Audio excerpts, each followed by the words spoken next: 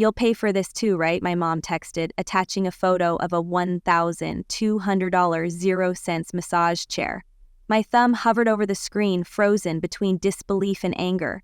The message hit harder than I wanted to admit, not because of the money, but because I recognized the tone. Entitlement. Expectation, like I was some kind of walking wallet she could tap into anytime she wanted, and part of me hated how automatic the instinct was. Calculate if I could afford it, justify the cost, figure out how to make it work without touching my emergency fund. Again, 6 months earlier, I'd paid off my mom's $42,000 0 cents in credit card debt. All of it. She had called me crying, saying the interest was eating her alive, that the collectors were calling nonstop, that she hadn't slept in days and didn't know what else to do. I'd never heard her sound so small, so broken, and it got to me. Maybe it was the way she said, "You're the only one who's ever taken care of me." Or maybe it was the memory of watching her work 2 jobs when I was a kid just to keep the lights on. I told myself it was the right thing to do, that I was in a position to help and family comes first. So I sold my car, broke into my down payment savings, and covered every last cent. She swore she'd start fresh, get her life in order, maybe even pick up some part-time work again. I believed her. At first, I didn't think much of the little things. A new throw blanket in her living room, then a new phone case, then a new phone. "It was on sale," she said, laughing when I raised an eyebrow. "I've still got that old thing you got me for Christmas. I just keep this one for emergencies." A week later, I saw her post a selfie from what looked a lot like a spa. She told me her friend had treated her, that I shouldn't worry so much, that she deserved to feel good after everything she'd been through. But the cracks were forming, and I started noticing how often "just this once" came up in our conversations. "Just this once, can you send a little extra for groceries? Just this once, I need help with the car insurance. Just this once, my prescription wasn't covered this month." I told myself it was temporary, that once she got back on her feet, she'd be fine. I didn't want to believe I was being taken advantage of, not by my own mother. And then came the chair, the text, the complete lack of awareness, or worse, maybe it wasn't a lack of awareness at all. Maybe she knew exactly what she was doing. I didn't respond right away. Instead, I scrolled through our previous messages, trying to pinpoint where exactly things shifted, where my generosity turned into her expectation, and I couldn't find a single clear moment. It was a slow bleed, a series of tiny cuts disguised as kindness and guilt. The worst part, I had no one to talk to about it. My younger sister worshipped our mom like she was some kind of fragile saint. Our aunt, my mom's sister, had once told me I was lucky to have such a selfless mother. My friends wouldn't get it either. To them, helping your mom was normal, and I agreed. I just never expected my help to be weaponized against me. I stared at the text again. "You'll pay for this too, right?" No, please. No explanation, just a picture of a chair and an unspoken assumption. My stomach turned. I didn't know it then, but that message would be the start of everything unraveling. Not just the money, not just the lies, but the illusion that I mattered beyond what I could give. The massage chair wasn't the first red flag, it just happened to be the one I couldn't ignore. I didn't answer the text that day. I didn't answer the next day either. I needed time to think, to breathe, to process this twisted shift in our relationship that had crept up on me like a slow poison. I started replaying everything from the beginning. How quickly my mom had gone from ashamed to entitled, from calling me her guardian angel to casually assuming I'd fund her every whim. And the worst part was how subtle it had all been. The guilt trips, the passive-aggressive jokes about how lucky I was to have a real career, the way she'd sigh dramatically on the phone and say things like, "Must be nice to not have to worry about bills," as if I didn't spend every month calculating how to stretch what was left after rent, groceries, and the money I sent her. At first, I wondered if I was being dramatic, maybe I was too sensitive, maybe I was reading too much into her words, but that doubt evaporated when I started noticing what she was doing with the money. I'd given her $42,000, 0 cents, to clear her debt, thinking she'd get a fresh start. Instead, she'd started living like someone who'd won the lottery: new clothes, new curtains, a new air fryer, a subscription to a meal delivery service that I couldn't even justify for myself. She started getting weekly manicures again, and when I gently asked about her finances, she got defensive, telling me I was acting like the bank, and that she didn't need to explain herself. That phrase stuck with me, acting like the bank. I remember standing in my kitchen, phone in one hand, grocery bag in the other, trying to process what the hell that even meant. I wasn't her lender. I hadn't charged her interest. I hadn't asked for a penny back. I'd wiped her slate clean because I believed she deserved it, and she had turned it into a one-way faucet. It all came to a head when my younger sister invited me to a family brunch. I didn't want to go. I knew I'd have to sit there and listen to my mom tell everyone how hard things still were while wearing her brand new earrings and sipping a $6.00 latte. But I showed up anyway, hoping maybe I was wrong, hoping I could find a way to reconnect before the resentment took over completely. It was worse than I expected. My mom greeted me like nothing was wrong. She kissed my cheek, told me I looked tired but pretty, and introduced me to her friend from book club who, coincidentally, had just had a kitchen remodel. My mom talked about her own plans to redo her bathroom, mentioned a new contractor she'd found, said something about heated tile. I sat there stunned. She was talking about renovating her house like she'd just gotten a bonus from work, not like she was living on a fixed income and had recently had her debts erased by her daughter. Then came the tipping point. She handed me her phone and asked me to scroll through some photos she'd taken of tile samples. I was halfway through the camera roll when I accidentally swiped out of the gallery and back to her home screen. A notification popped up from a group chat. Fam, de strategy.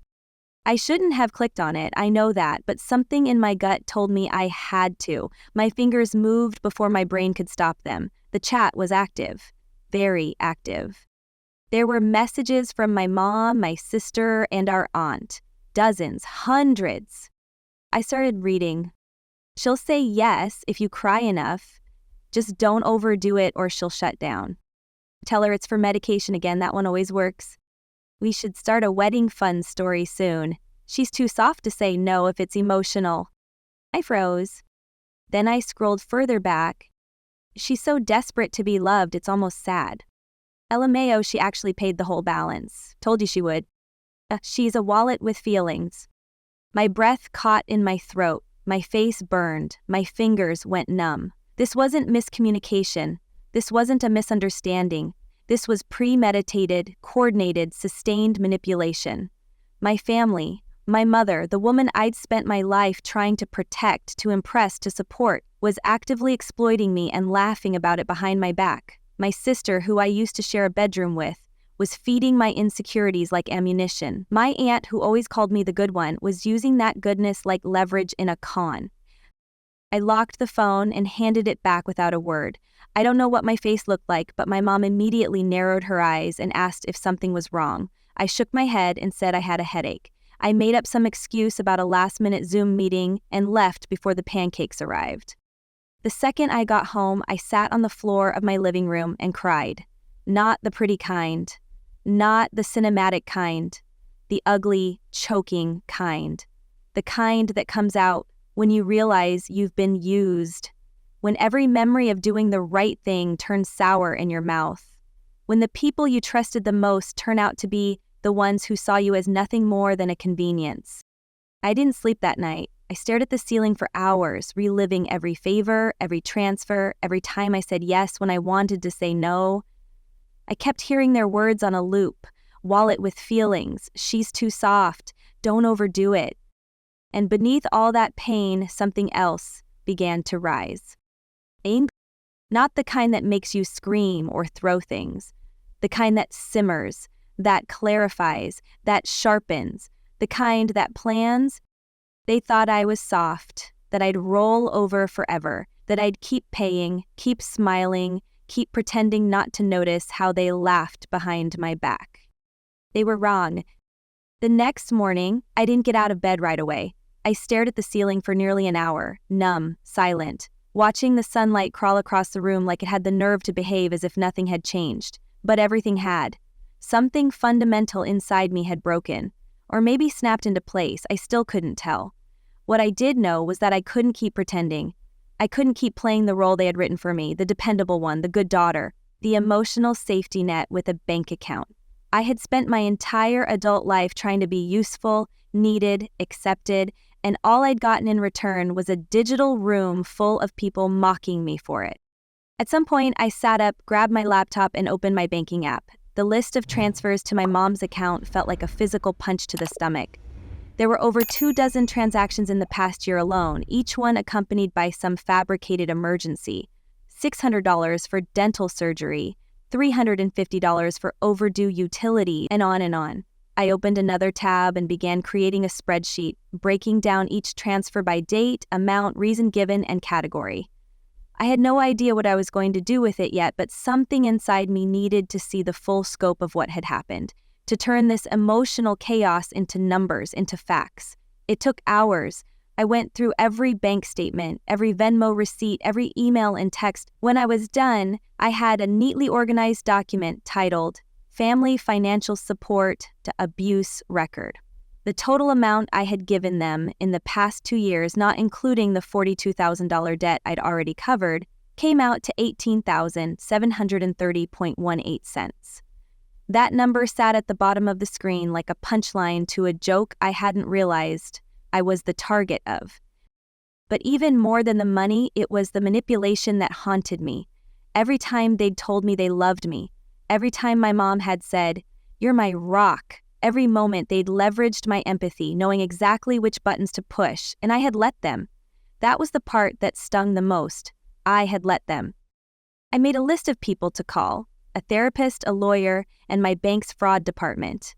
Not because I believed what they did was legally criminal, but because I needed to understand my options.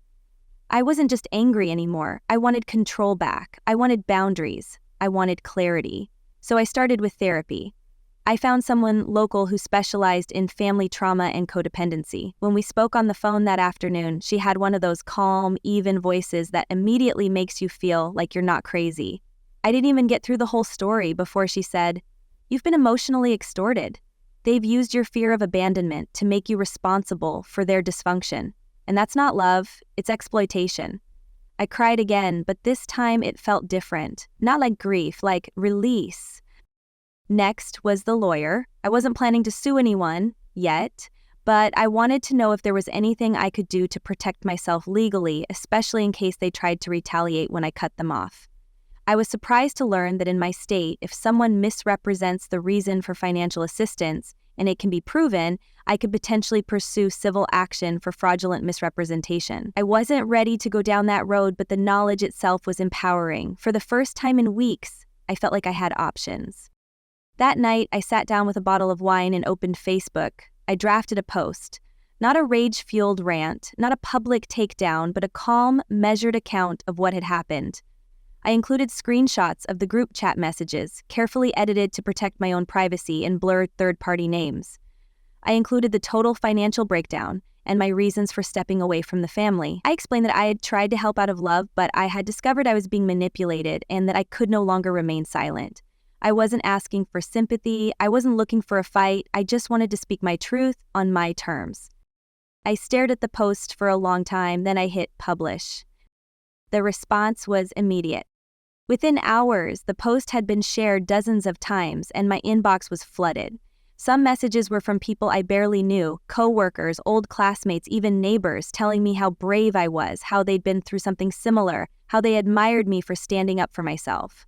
Others were from extended family members who had apparently been kept in the dark about what had really been going on. "I had no idea," one cousin wrote. "Your mom always said you insisted on helping. She made it sound like you were proud to be the family provider." But the most surprising messages came from people I never expected to hear from at all. My mom's sister messaged me privately and said, "I'm sorry, I've enabled her for years because I didn't want to deal with the fallout, but what she's done to you is wrong and it's not the first time." And then came the call from my sister. It was late. I didn't answer. She left a voicemail instead. "I can't believe you'd humiliate our family like this. Do you know what people are saying? Do you have any idea what you've done?" I didn't respond. The next morning, I found that both my mom and sister had unfriended me on every platform. My aunt commented on my post and simply wrote, "I hope this brings you peace." I don't know why, but that hit harder than anything else. In the days that followed, I felt something strange, lighter, not happy, not exactly, but free. Like I could finally breathe without checking the emotional temperature of everyone around me first. I stopped waiting for the phone to ring. I stopped checking for texts. I started sleeping through the night again. One afternoon, about a week later, I got a call from a blocked number. I almost let it go to voicemail, but curiosity got the better of me. It was my mom. Her voice was trembling, but not from sadness, from anger. "You think you're better than us? Just because you make more money? Because you can write a fancy little post and get strangers to pat you on the back? You think that makes you the victim? You're not the victim. You're selfish, cold, heartless. I raised you. I gave you everything, and this is how you repay me?" I didn't say anything, I just listened. She kept going. "I hope you're happy now. You've destroyed this family. You've turned everyone against us. All for what? So you could play the martyr?" And finally, when she realized I still hadn't spoken, she said the words that made everything snap into focus. "You owe me." That was it. Not "I'm sorry," not "I didn't mean to hurt you," not "I didn't realize how bad it had gotten." Just "You owe me." I hung up, then I blocked her number, and for the first time in my life, I realized I didn't. I didn't owe her anything, not money, not silence, not loyalty. I owed myself peace, and I was finally ready to claim it. I didn't expect the silence to feel so loud. After blocking my mom and sister, my phone was unnaturally quiet. No urgent texts asking for help with a bill, no guilt-laced voicemails, no subtle manipulation disguised as affection. The space they once occupied in my daily life was suddenly vacant, and it was disorienting. At first, I felt like I'd amputated a part of myself, but within a few days that ache began to shift. The weight on my chest that I hadn't even realized I was carrying started to lift, and in its place came something unfamiliar but deeply welcome. I started thinking about how much time, energy, and mental space I'd spent catering to their needs. Every holiday, every birthday, every family gathering had revolved around their moods, their dramas, their wants. I had adapted my life to keep the peace, to be the fixer, the reliable one, and now that role was gone. I wasn't sure who I was without it, but I was finally ready to find out. Therapy helped more than I ever expected. My therapist, Andrea, had a way of cutting through my self-doubt with surgical precision. In one session, after I described my mother's last phone call, she said, "You've confused obligation with love. You were raised to believe that love is earned through sacrifice, but real love doesn't require you to bleed to be worthy." I sat with that for days. It reframed everything. Every time I'd gone without so my mom could have more. Every time I'd said yes when I wanted to say no. Every time I'd silenced my own needs to protect someone else's ego. It wasn't just kindness, it was conditioning. So I started unlearning. I made a list of every way I'd put myself second, not to wallow in guilt or self-pity, but to get honest about the pattern. I realized I hadn't taken a vacation in 5 years. I'd been driving the same car since college, even though I could afford a new one. I hadn't gone on a single date in over a year because I was too exhausted emotionally to even think about connecting with someone. My entire life had been paused to make space for their chaos. That was over. I started small. I deleted the monthly automatic transfers to my mom's account. Then I opened a new savings account under a different bank, one she didn't know about, and began contributing to it weekly. I labeled it Future Joy. It felt silly at first, but I needed the reminder. This money wasn't for emergencies. It wasn't for guilt. It was for me, for joy, for healing, for possibility. I also went back to my spreadsheet. The family financial support abuse record document became a strange kind of comfort, not because I wanted to relive the hurt, but because it validated it. Each number was a boundary crossed. Each row was a record of my generosity being weaponized. Seeing it all laid out in black and white gave me permission to stop doubting myself. But I wasn't done. I couldn't move forward without reclaiming the narrative. They had told people I was cold, that I'd turned my back on family, that I'd gone crazy. I wasn't going to sink to their level, but I wasn't going to disappear quietly either. I wanted the truth to exist in the world, even if only a few people paid attention to it. So I updated my original Facebook post, not with more accusations, but with a follow-up. To everyone who reached out, thank you. I didn't write that post for sympathy. I wrote it because silence protects abusers.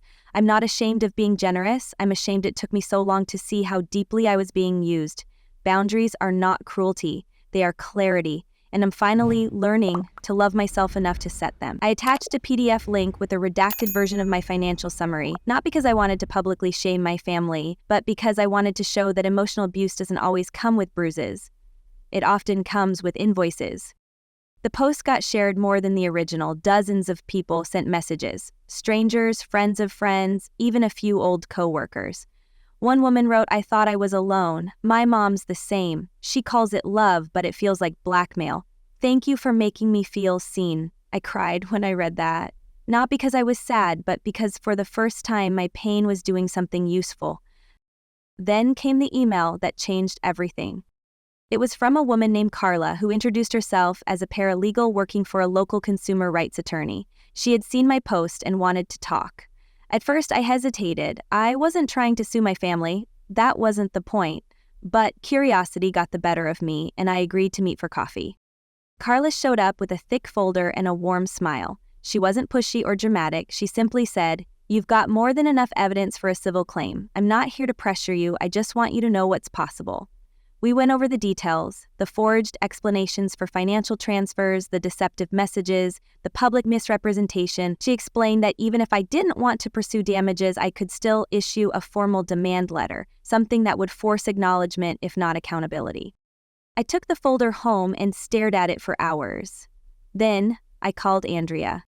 "I don't want revenge," I told her. "I just want it to matter. I want them to know I'm not the same person, that I see them now." She paused for a moment before saying, "Revenge is fueled by pain. Justice is fueled by truth. This is your truth." The next day, I hired Carla's firm. We drafted a formal demand letter to be delivered to my mother and sister. It was professional, factual, and coldly precise. It included the full financial breakdown, cited relevant statutes regarding financial misrepresentation, and requested partial repayment in the amount of $20,000 or an official acknowledgement of wrongdoing to settle the matter privately. It wasn't about the money. It was about putting my name on the record, not as a victim, but as someone who would no longer be used without consequences. We mailed the letters certified with return receipts. I didn't expect them to respond. I expected silence, denial, maybe another burst of online vitriol. But 2 weeks later, I received an envelope in the mail. No return address. Inside was a typed letter with no signature.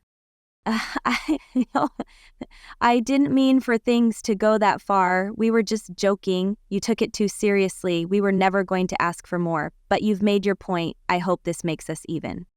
There was no apology, no name, no check. But there was something else, an admission, acknowledgement.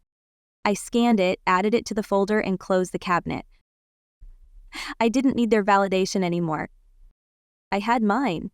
2 days after receiving the unsigned letter, I stood in front of my apartment window, watching people go about their lives on the street below, laughing, walking dogs, carrying groceries, and felt, for the first time in years, completely detached from the people I used to call family. The letter had done one thing right. It confirmed what I already knew. They weren't sorry. Not really. They were sorry they got caught. Sorry they had to stop the game. Sorry the gravy train came to a halt. But there was no remorse, no reflection, just annoyance that I'd made a public mess out of what they had always considered private manipulation. I was supposed to keep the family image polished, keep the secrets buried, and stay quiet while they fed off my resources and called it love. I was done playing along. I forwarded the letter to Carla and asked her to formally document it in our case file. She offered to escalate the claim, take it further, apply legal pressure. But I declined. There was no need. I had everything I wanted. Proof, clarity, boundaries, and silence. I wanted to move on, but that didn't mean I was done telling the truth. So I wrote one final post, not to shame, not to stir drama, but to close the loop. For myself and for anyone still watching, I received a letter I wrote typed, unsigned, and filled with excuses disguised as explanations. There was no apology, no name, just a sentence that said we were just joking. If it's a joke to manipulate someone into paying your bills, if it's a joke to call your daughter a wallet with feelings, then I'm glad I'm no longer in on the joke. If setting boundaries makes me cold, if saying no makes me cruel, then I'll gladly wear those labels. I'm not ashamed. I'm no longer afraid of losing people who only valued me when I was giving them something. This isn't revenge, it's release. It went viral again. I hadn't intended it to, but something about the honesty struck a nerve. People started tagging their siblings, their parents, their friends, their friends. The comments filled up with stories, some even darker than mine. Daughters who paid off their parents' mortgages only to be cut out of wills. Sons who funded their mother's surgeries and were then accused of neglect. Cousins who were used as emotional leverage in feuds they didn't start. I wasn't alone. I wasn't even rare. I was just the one who decided not to stay silent. And then, something unexpected happened. I was invited to speak on a podcast about financial abuse within families. The host was a woman who'd been through something eerily similar with her older brother. We spent over an hour talking not just about the money, but the emotional toll, the trauma, the years spent trying to prove our worth through sacrifice. She told me, "You'd be amazed how many people have lived this and never had words for it. What you've done, putting language to the manipulation. It's going to help people." After the episode aired, I got emails from listeners all over the country. Therapists reached out asking to use my story as a case study. One woman told me she played the podcast for her teenage daughter so she could understand what unhealthy boundaries looked like. Another said she finally canceled the credit card she'd opened in her mother's name. I felt like I had unintentionally joined a movement and maybe even started a new thread within it. But the most powerful moment came not from a stranger, but from my father. We hadn't spoken in years. My parents had divorced when I was in middle school, and he had drifted into the background of my life. Occasional birthday cards, sporadic texts, radio silence most of the time. He'd always said my mom was complicated and that he didn't want to get in the middle. But after everything exploded, he reached out. His voicemail was short. "I heard about what happened. I'm sorry I didn't protect you better. I should seen it. I hope you're okay." It wasn't a grand gesture, it didn't fix the past, but it meant something, because it was the first time in a long time that someone in my family didn't ask for anything. No defense, no explanation, no forgiveness. Just acknowledgement. I called him back. We talked for over an hour. About nothing and everything. He told me stories I'd forgotten, memories of me as a child, how proud he was when I got my first job, how he had watched from the sidelines as my mother slowly wrapped me in layers of guilt and obligation. "I didn't know how to stop her," he said, "but I see you now, and I'm proud of what you did." That night, I realized something important. Not all family needs to be cut out. Some of it just needs to be reset. Meanwhile, my mom and sister went quiet. No more letters, no legal pushback, nothing. I heard through a cousin that my mom was furious, claimed I had smeared the family name, that she was being treated like a criminal for raising her child. I didn't respond. There was nothing left to say. The people who mattered knew the truth. The ones who didn't never wanted it anyway. I used the money I had saved over the past few months, money that would have once gone to bailing someone out of some fabricated emergency, to finally put a deposit on a new apartment. Not the most luxurious place in the world, but it had a balcony, a reading nook, and sunlight that poured through the windows in the morning like warmth itself. I bought furniture for the first time in years instead of using hand-me-downs. I framed photos not of people, but of places I loved. I gave myself permission to have space that was only mine. I also finally booked a vacation, just me, a cabin in Colorado, surrounded by trees and silence. I left my phone on airplane mode for 5 days straight. I hiked, I journaled, I read books I'd been meaning to read for years, and on the final night, I built a small fire, sat in front of it, and let myself feel the full weight of everything I'd survived. It didn't hurt anymore. There was no bitterness. Just a sense of completion. They had taken from me time, money, trust, but they hadn't taken my ability to start again. They hadn't taken my voice. They hadn't taken my heart that belonged to me. And now finally, so did my future. Coming back from the cabin felt like returning from another life. I stepped into my apartment, suitcase in hand, and for a moment just stood there, letting the quiet wrap around me. It was the kind of silence that didn't ache anymore. Not the kind that echoed with absence, but the kind that confirmed presence. My own. I had spent so many years filling every corner of my world with the needs, wants, and noise of other people that I hadn't noticed when I'd disappeared from my own life. But now I was back, fully present, and unwilling to give up that space again. I started reclaiming more than just my physical environment. I combed through old emails, deleted contact numbers I'd held onto just in case, unsubscribed from group chats, blocked numbers I'd never needed in the first place. Each click was a small declaration. I choose me. I went through my storage closet and found a shoebox filled with old birthday cards from my mom, some with long handwritten notes about how grateful she was for everything I'd done, for always being the one she could count on. I sat on the floor and read them one by one, and what used to bring comfort now rang hollow. Every word was tinted with the knowledge of what came after, how easily gratitude turned into expectation, how quickly affection turned to manipulation when I stopped giving. I tossed them all into the recycling bin. I wasn't interested in manufactured sentiment anymore. The thing about healing is that it's rarely loud. It doesn't arrive with fireworks or grand realizations. It's slow. It's in the moments where you finally say no without guilt, when you make plans without checking who needs you first, when you spend money on yourself and don't immediately feel like you've done something wrong. That's how I began to measure my recovery, not in milestones, but in peace. One morning, I opened my email and saw a message from Carla. The subject line was simple: update. I hadn't expected any further movement on the case, but she explained that my sister had responded to the formal demand letter, not with a counter or a threat, but with a notice of withdrawal. She stated that she had no intention of responding to the claim and would not contest anything further. Carla included the scanned PDF for my records. Carla, it was clinical, dry, and entirely devoid of emotion, but between the lines it read like resignation. She was done fighting because she knew she couldn't win. That was the moment I understood what real revenge looks like. It isn't rage. It isn't destruction. It's indifference. It's when the people who tried to control you realize they no longer have any power. Later that day, I walked into a local home goods store, something I used to avoid because every purchase came with a whisper in my head: shouldn't this money go to someone else's problem? But now I moved through the aisles with a different kind of energy. I picked out a new rug, a set of wine glasses, and a lamp for the reading corner I had created. Nothing extravagant, nothing flashy, but each item felt like a small reward, a tangible reminder that I had survived, that I had chosen myself. That evening, as I set everything up, I received a call from my dad again.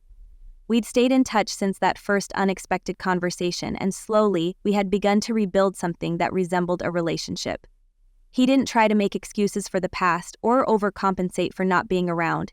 He just listened. He showed up, and that was enough. This time, he called to tell me he'd read my latest post and that he'd shared it with one of his coworkers whose daughter was going through something similar. "You're helping more people than you realize," he said.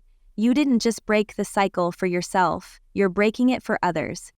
It was strange hearing that kind of affirmation from him. Growing up, he had always been distant, emotionally vague, present in body but not much else. But now, for the first time in my life, he was a source of support, not in a way that asked anything of me, just steady, grounded.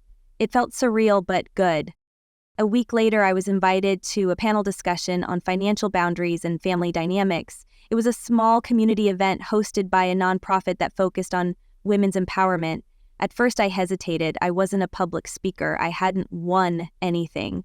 But the organizer told me something I couldn't ignore. "You spoke up when most people stay quiet. That's what people need to see." So, I said yes. The night of the event, I stood in front of a room of about 50 people, heart pounding, palms sweaty, and told my story, not as a victim, but as a survivor. I spoke about the years I spent being the family fixer, the rescuer, the emotional buffer. I spoke about the manipulation, the guilt, the gaslighting. And then I spoke about the moment I realized I had a choice. That loving your family doesn't mean sacrificing yourself. That boundaries are not a betrayal. That walking away is sometimes the most loving thing you can do for yourself. The applause was quiet, respectful, but in the faces of the people watching, I saw recognition. Some were crying, others were nodding silently. I wasn't alone, none of us were. Afterward, a woman came up to me and said, "You gave me language for something I couldn't explain. Thank you." I held her hand and told her, "You're allowed to choose peace, even when it's hard." By the time I got home that night, something in me had shifted permanently. I no longer saw myself as the daughter who had failed her family. I saw myself as a woman who had refused to be broken by them. My worth wasn't in how much I gave. It wasn't in the bills I paid, the problems I solved, or the silence I kept. It was in the boundaries I held, the truth I told, and the life I chose to build without apology. One evening, while sipping wine by the window, I looked through my photos and found an old one of me, maybe 8 or 9, standing in the kitchen with my mom, beaming as I handed her a handmade Mother's Day card. I studied that little girl for a long time. She had no idea what was coming, no clue that one day she'd have to unlearn everything she thought love meant. But she survived, she grew, she became me, and now I was taking care of her the way no one else ever had. Not with gifts, not with apologies, but with truth. And that was more than enough. It had been almost a year since the day I read the group chat that changed everything. 12 months since I stopped being the daughter who always said yes, the one who bailed everyone out, who sacrificed quietly and never asked for anything in return. A year since I chose to draw a line and stand on the other side of it, alone at first, but eventually more whole than I'd ever been while surrounded by people who only loved me when I was useful. Life didn't magically become perfect after that. There were days when I questioned myself, moments when I wondered if cutting off my family had been too extreme. Holidays were still strange, full of silence where chaos used to be, but more often than not, I felt something else. I felt calm. Peace had taken the place of guilt, and clarity had replaced the constant confusion I used to live with. I no longer waited for the next crisis, the next manipulative phone call, the next fabricated emergency. I still kept in touch with my dad, and to my surprise, he never pushed. He didn't tell me to make amends or pretend like nothing happened. Instead, he asked how I was doing. He sent me articles about healthy boundaries and emotional abuse. Sometimes he'd send pictures from his garden or photos of old family vacations with just the two of us. It wasn't perfect, but it was real, honest. I think he saw what I went through and, in his own way, felt guilty for not stepping in sooner. I didn't need an apology from him, not anymore. His presence now was enough.